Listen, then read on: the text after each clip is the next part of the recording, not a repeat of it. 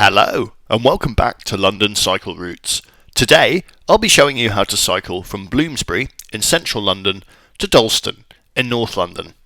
This ride takes about 25 minutes, and you can do the whole thing on quiet streets and protected cycle lanes. This journey would normally require a couple of changes by tube or a lengthy bus, so it is a bit quicker to cycle and probably more convenient as well. If you find this video useful, or you just enjoy watching it, then please don't forget to subscribe to the channel on YouTube, as I post new ones like it every week. Okay, let's go.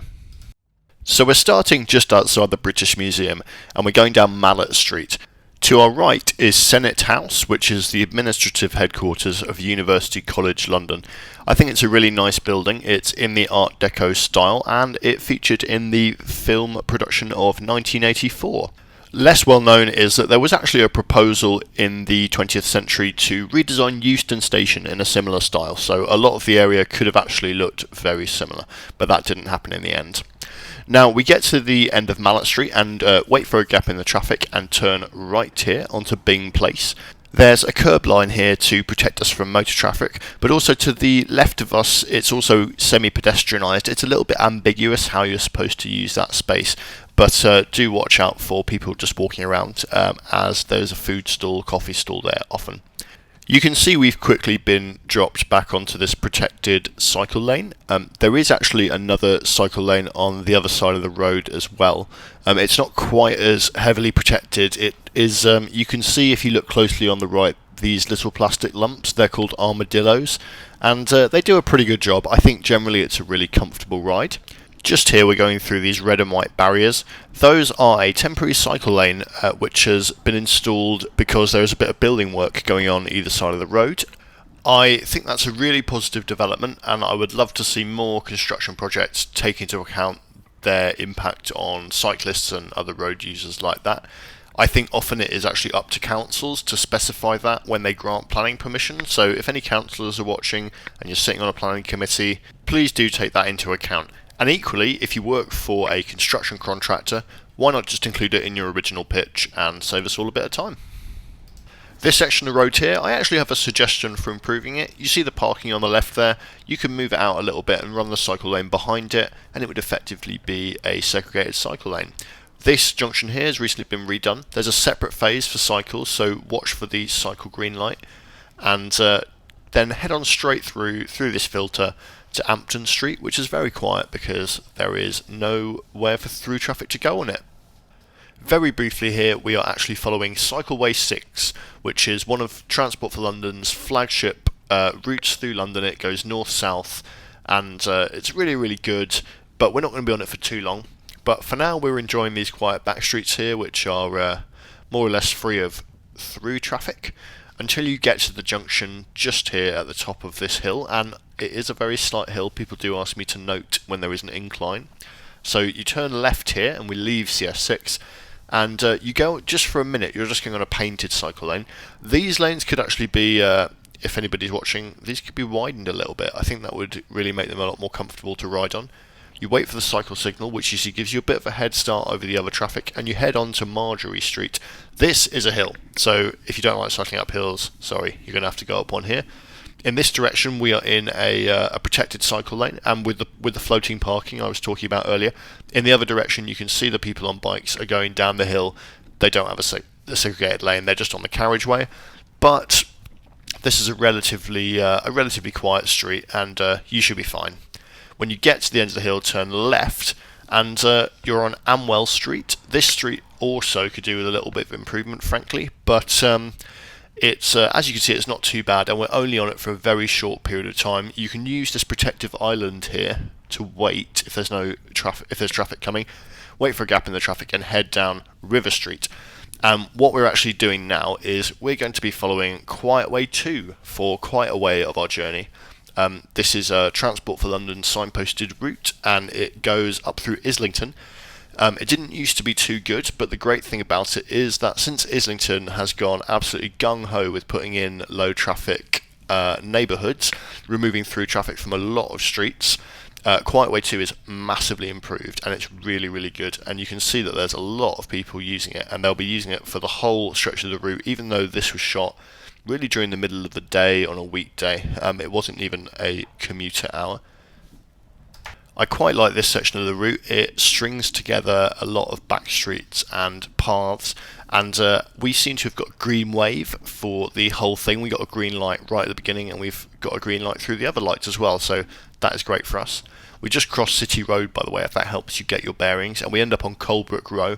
And this section is all in a low traffic neighbourhood. There's really no through traffic in it, and it really is quite good. You can see here these filters here, these bollards and these no entry signs enforced by cameras.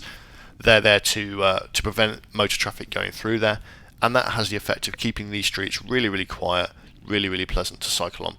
Make sure you follow these Q2 signs and the symbols written on the floor. The route is very good if you pay attention to the signs, but it is quite twisty and turny, so you need to pay attention. If you're the sort of person who likes to have a map of the route, if you use an app or a device, then you can actually download a map of this entire route, the London Cycle Routes route from Bloomsbury to Dalston. There is a link in the description of the video, and you can download a GPX file, and you should be able to use that on whatever app or whatever device you use. As you can see, though, this is it's quite well signposted, and it's a really comfortable ride, and there's loads of people using it. It's not a particularly bright or sunny day, but so many people are out, and they're all basically just getting around, and yeah, it really shows what transformation removing through traffic makes. So great work, Islington Council, you've done a good job there. Don't forget to miss this turn, by the way, onto this path. It's signposted, but it is easy to miss if you're not looking at the ground, so yeah. But for now, we'll just keep following the Q2 symbols. A quick note about terminology, by the way, so I'm referring to Quietway 2 or Q2. These routes are actually in the process of being renamed, so Q2 will actually become Cycleway 27, and that's because TfL is in the process of getting rid of the Quietway brand and the Cycle Superhighway brand and calling everything cycleways, no matter whether it's mostly a segregated route or a route that runs on back streets.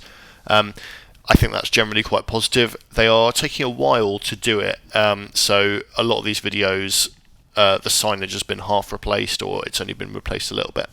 But yeah, so this route could, well, it will eventually turn into C27. I just want to remind you that if you're enjoying this video, if you find it useful, please do subscribe to the channel, as it makes a really big difference to getting these videos in front of as many people as possible, and it will show you when new stuff has been posted as well, and I try to post new videos every week. We are currently on another section of the route which has really benefited from low traffic neighbourhoods. You can see this is quite a wide road, and you can imagine at one point drivers probably sped down it on the way to somewhere else. That doesn't really happen anymore. It's pretty chill, and it's a really nice place to ride. It really benefits us.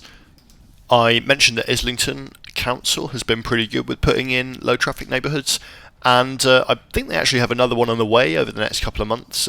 They have a commitment to deliver one by the end of 2021 around St Mary's Church, which is sort of south of Highbury Corner, west of Essex Road Station, and east of the A1. It's a little triangle, and it will actually open up some extra new routes, which I'm really looking forward to trying out.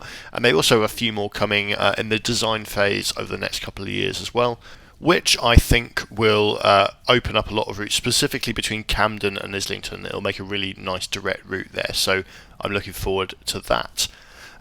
Back on this ride here, we're riding through de Bever or de Beauvoir, depending on how you say it. This is actually one of the earliest low traffic neighbourhoods in London.